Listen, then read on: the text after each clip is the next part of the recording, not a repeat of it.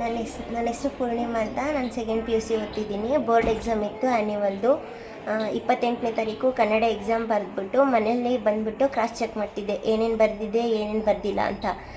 ಬರೆದಿರೋ ಟೈಮಲ್ಲಿ ಈ 7 ಜನ ಇದ್ದರು. ಅವರು ಬಂದ್ಬಿಟ್ಟು ಖಾರದ ಪುಡಿ ಏರಿಸ್ಬಿಟ್ಟು ಹಳೆ ದ್ವೇಷ, ನಮ್ಮ ಮಾವ FIR ಅವ್ರ ಮೇಲೆ ಮಾಡಿಸಿತ್ತು. ಮೊನ್ನೆ ರಾತ್ರಿ ಜಗಳ ಆಗಿದ್ದಕ್ಕೆ ಏನಕ್ಕೆ ನಮ್ಮ ಮೇಲೆ FIR ಮಾಡಿದೆ ಹಂಗೆ ಹಿಂಗೆ ಅಂತ ಕೆಟ್ಟ ಮಾತಲ್ಲೆಲ್ಲ ಬೈದ್ಬಿಟ್ಟು ನಂಗೆ ಖಾರದ ಪುಡಿ ಎರ್ಚಕ್ಕೆ ಓಡಿ ಬಂದರು. ಮತ್ತು ಗ್ಲಾಸ್ನೆಲ್ಲ ಹೊಡೆದು ನನಗೂ ದೊಣ್ಣೆಯಿಂದ ಹೊಡೆದ್ಬಿಟ್ರು. ಆಮೇಲೆ ರಾಮು ಮತ್ತು ಸೋಮಣ್ಣ, ಚೈತ್ರ, ಅನಿತಾ, ರೇಖಾ, ಮಂಜಾ, ಚಂದ್ರಮ್ಮ ಇವರೆಲ್ಲರೂ ಬಂದು ಹೊಡೆದು, ಏನಕ್ಕೆ ನೀನು ಓದಬೇಡ, ನೀನೇನು ಓದಬೇಡ, ನೀನು ಓದಿದ್ದು ಸಾಕು, ಮನೇಲೇ ಇರು, ನೀನೇನಾದರೂ ಈಚೆ ಎಲ್ಲಾದರೂ ಹೊರಗಡೆ ಕಾಣಿಸ್ಕೊಂಡ್ರೆ ನಿನಗೆ ಲಾರಿ ಹತ್ತಿಸ್ತೀನಿ, ಬಸ್ ಹತ್ತಿಸ್ತೀನಿ, ಏನು ಮಾಡಬೇಡ, ಏನು ಓದಬೇಡ, ನಮ್ಮ ವಂಶವ್ರು ಮಾತ್ರ ನಾವು ಓದಬೇಕು, ನೀವೇನು ಓದೋದು ಬೇಡ, ಏನು ಬೇಡ ಅಂತ ಕೆಟ್ಟ ಮಾತಿಂದ ಬೈದು. ನಮ್ಮ ಅಮ್ಮನೂ ತೀರೋಗಿದ್ದಾರೆ, ಅವ್ರ ಬಗ್ಗೆನೂ ಕೆಟ್ಟ ಮಾತೆಲ್ಲ ಬೈದಿದ್ದಾರೆ. ಆಮೇಲೆ ಅದು ಇದು ಅಂತ ಕೆಟ್ಟಾಗಲೆಲ್ಲ ಕಾಮೆಂಟ್ ಮಾಡ್ತಾರೆ, ಮತ್ತು ಕೆಟ್ಟಾಗಲೆಲ್ಲ ಬೈತಿರ್ತಾರೆ, ಯಾವಾಗ ಸಿಕ್ಕಿದ್ರು ಎಲ್ಲಿ ಸಿಕ್ಕಿದ್ರೂ. ಆಮೇಲೆ ನಾನು 120 ಓಡಾಡಿದ್ರೆ ಏನಾದರೂ ಹೆಚ್ಚು ಕಡಿಮೆ ಆದರೆ ಅಂತ ಭಯ ಆಗ್ತಿದೆ.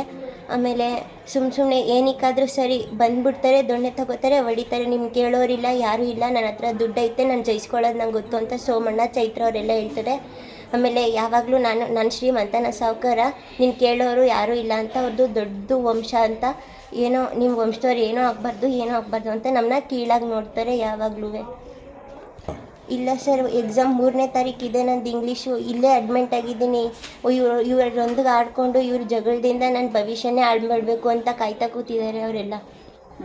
ಮನೆ ಮುಂದೆನೇ ಬಂದು ನಮ್ಮ ಮನೆ ಕಾಂಪೌಂಡ್ ಒಳಗೆ ನುಗ್ಗಿ ನಮಗೆ ಹೊಡೆದಿರೋದು ಅವರು. ಅವ್ರು ಕಂಪ್ಲೇಂಟ್ ತಗೊಳ್ಳಿ ಅಂತಂದರೆ ದೇವರಾಜ್ ಅವರು ತಗೋತಾನೆ ಇಲ್ಲ ಸರ್. ನಮ್ಮ ಅಜ್ಜಿನೂ ಒಂದು ಕೊಟ್ಟಿದ್ರು ಅವ್ರು ನಿನ್ನೆ ಅವರಲ್ಲೇ 2 ಲೈನ್ ಏನೋ ಬರೆದ್ಬಿಟ್ಟಿದ್ದಾರೆ ಸರ್. ನಾನೇ ಹೊಸ್ದಾಗಿ ಬರ್ಕೊಡ್ತೀನಿ ಅಂದರು, ನಿಂದೆ ನಿಕ್ಕೆ ಬೇಡ ಬಿಡು.